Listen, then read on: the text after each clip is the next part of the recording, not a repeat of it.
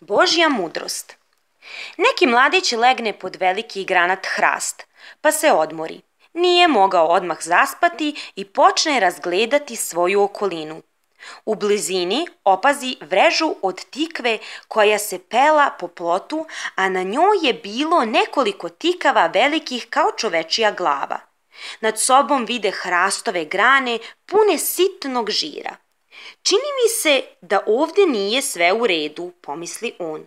Tanka i slaba vreža rodi velike i teške tikve, a veliki i snažni hrast malene i lagane žireve.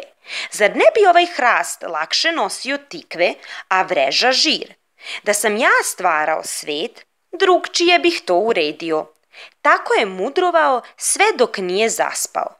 Tek što su mu se oči sklopile, pade na njega jedan plod hrasta iz vrha krošnje, što ga je veoma zabolelo. Jao, zavapi mladić, šta bi tek bilo da sam ja svet stvarao i da mi je mesto ovog malog žira pala na nos tikva. Bože, sad vidim kako si ti sve mudro i valjano uredio. Poslovica. Što Bog čini, to je sve dobro.